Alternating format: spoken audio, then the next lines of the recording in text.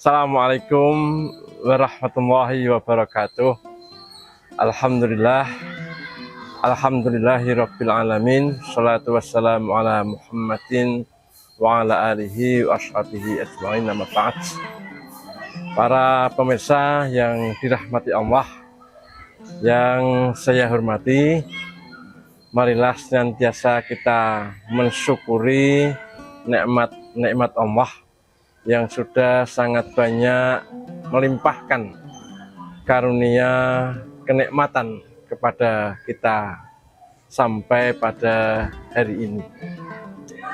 Pemirsa yang budiman, ada sebuah hadis di Ibnu Umar itu berkata, suatu ketika Rasulullah memegang kedua pundak saya, dan kemudian Rasulullah SAW bersabda, jadikanlah hidup ini seperti musafir, orang yang dalam perjalanan, dan pastikan bahwa kamu akan mengalami kematian.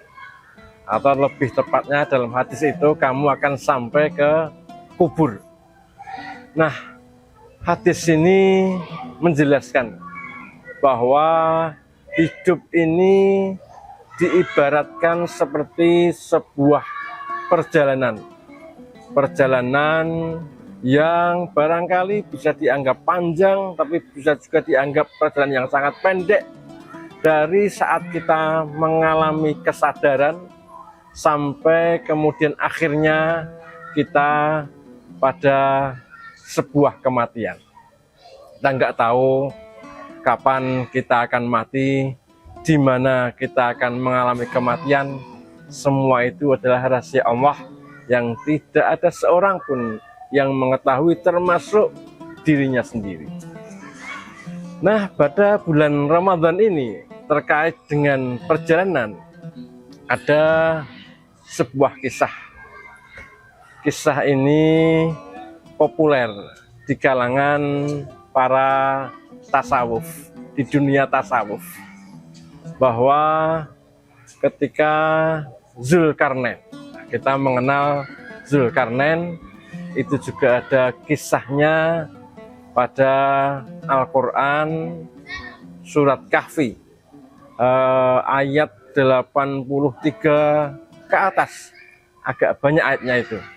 Nah, dalam kisah yang tidak terdapat di dalam Al-Quran, tapi ada di kalangan para sufi, ahli tasawuf, itu dikatakan ketika Zulkarnain beserta bala tentaranya itu sedang mengadakan sebuah perjalanan.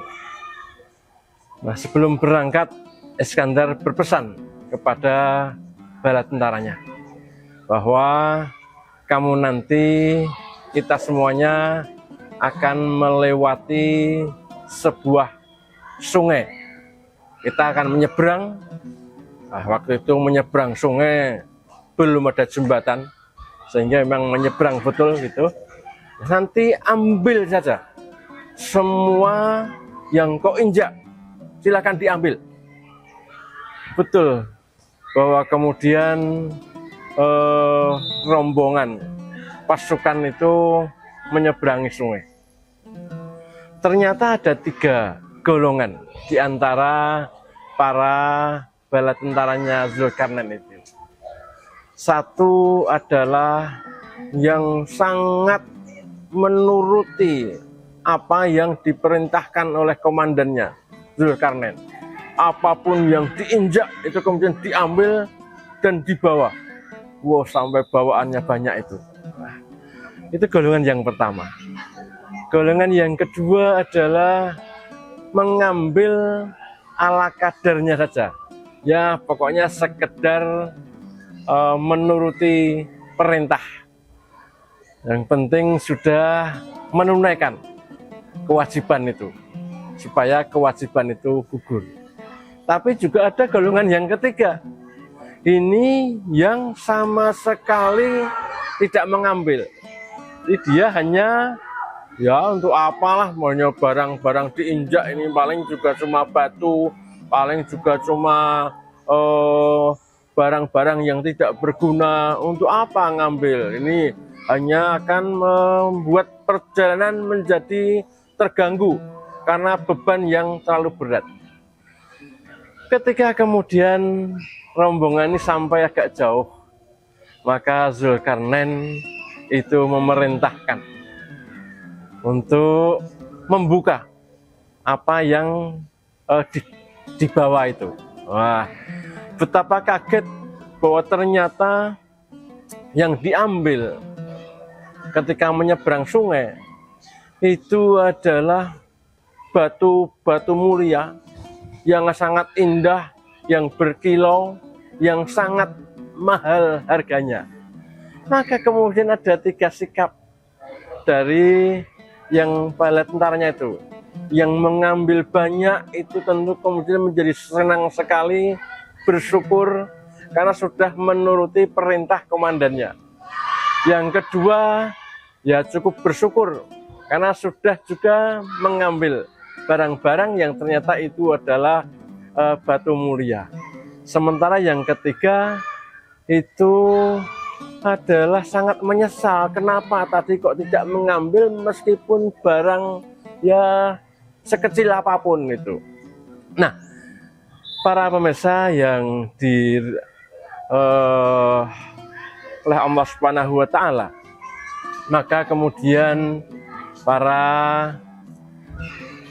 pengikut pasukan dari Zulkarnain ini melanjutkan perjalanan. Nah, kita tidak akan untuk kemudian bercerita lagi tentang Zulkarnain, tapi bahwa pada hakikatnya hidup ini adalah perjalanan. Nah, perjalanan untuk melewati bulan Ramadan itu seperti perjalanan ketika pasukannya Zulkarnain ini menyeberangi sungai. Ada potensi bahwa ketika kita menyeberang bulan Ramadan, itu kita akan mendapatkan batu-batu mulia yang luar biasa, yang indah, yang sangat akan bermanfaat untuk masa depan kita. Perjalanan yang panjang ini menjadi akan sia-sia ketika pada bulan Ramadan kita tidak akan mendapatkan kesempatan yang diberikan oleh Allah Subhanahu wa taala dengan pahala yang besar. Dalam banyak hadis disebutkan bahwa amal kita ini oleh Allah Subhanahu wa taala, setiap satu amal itu akan dilipatkan.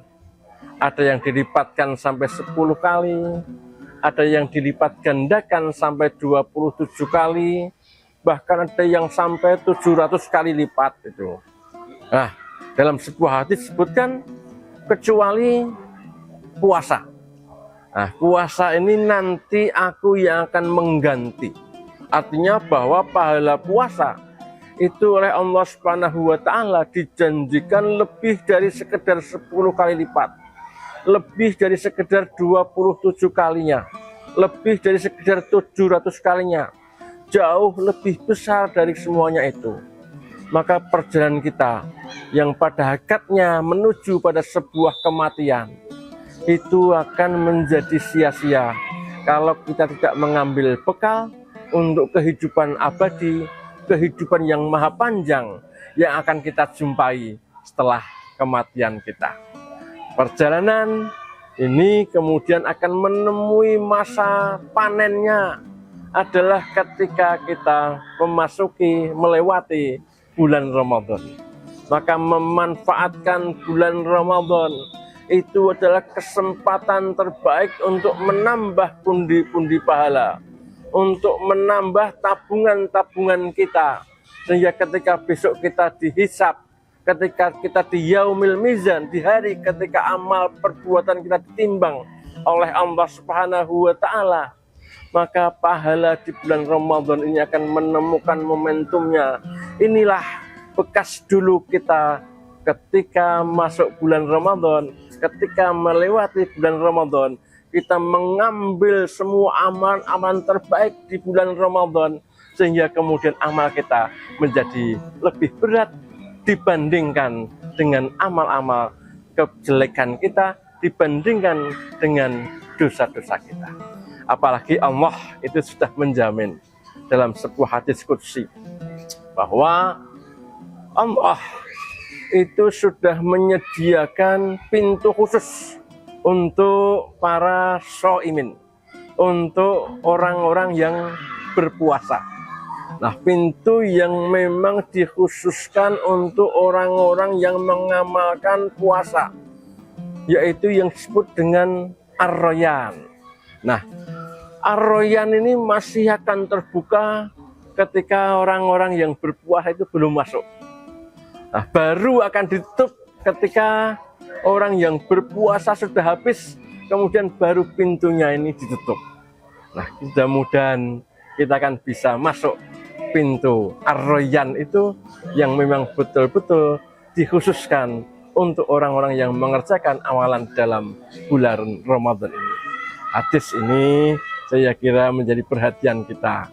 Betapa mari kita manfaatkan Ramadan ini untuk memperbanyak bekal kita menuju kepada kehidupan abadi yang segera akan kita temui setelah kita mati, karena kita tidak tahu kapan kita akan mati, apakah nanti, apakah besok, apakah masih tahun, 2 tahun, itu semuanya rahasia Allah.